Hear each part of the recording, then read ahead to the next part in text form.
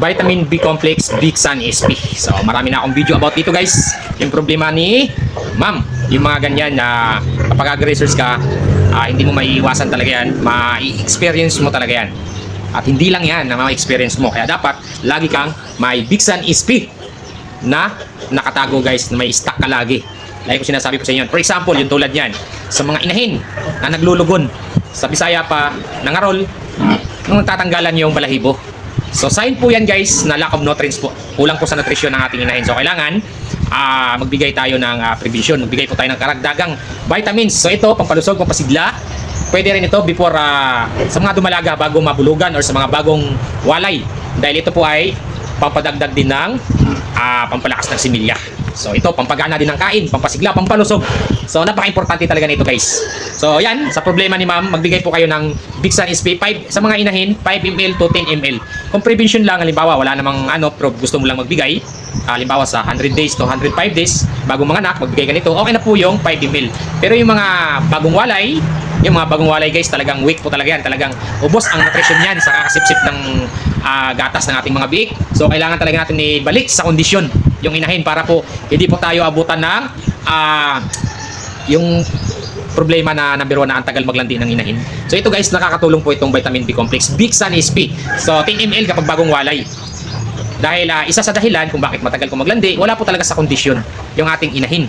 So kailangan po natin na magbigay ng karagdagang mga food supplement, vitamins para po mabilis manumbalik yung kondisyon. So magbigay po kayo nito 10 ml. Pwede kayo magbigay nito guys pagkawalay. Pwedeng isabay sa purga ito. Halimbawa ang purga mo is before o after, pwede na magpurga guys. At pwede na rin magbigay nito before and after pag nagwalay. So pwede po itong Big Sun SP. Kaya nga lagi ko sinasabi sa inyo guys, mag-stock kayo. Dahil ito, guys, may nagtanong kung need ba ilagay sa ref. Hindi po, wag po nyo ilagay sa ref po ito.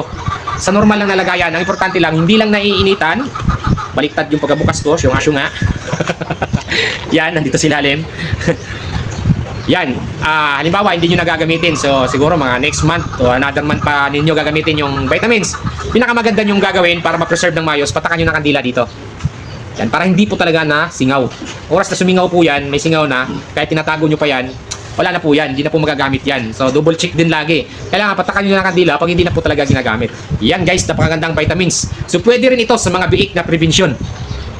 Halimbawa sa mga biik na bagong walay, magiging ano yan sila guys, stress eh. So kapag stress, mabilis yung mawala yung kukulangin sila ng nutrisyon kapag stress ang mga bihik. So kaya pwede rin ito magbigay tayo ng core prevention para kahit may stress sila, hindi sila basta-basta nagkakasakit, hindi basta-basta nangihina, at hindi basta-basta na nawawala ng gana sa kain.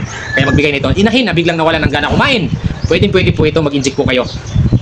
Yung mga inahin na nagkakasakit, pwede po ito para po hindi po basta-basta bumibigay ang katawan nila at may panlaban sila sa mga hanggang sa gumaling.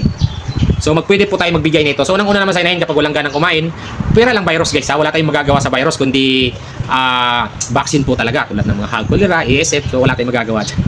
Kung hindi kayo nakapag-vaccine, yan ang isa sa mga problema sa mga backyard dahil hindi nagba-vaccine. So ibinabagi ko sa inyo na kailangan mag-vaccine po talaga. So yan, Big Sun SP plus lever extract. So maganda din ito guys, anti-anemia din. So napakagandang vitamins. Kaya mag-stock na kayo na ito. Marami na nga akong link na ibinabagi sa inyo kung saan kayo pwede mag-order. Medyo may pagka-price dito guys, pero tipid naman to. So lahat naman, at least alam natin na gawang Unibit yan, yun ako. So napaka-effective. So quality talaga na yung gamot. So yun po, sana nakatulong. Maraming salamat. Happy farming.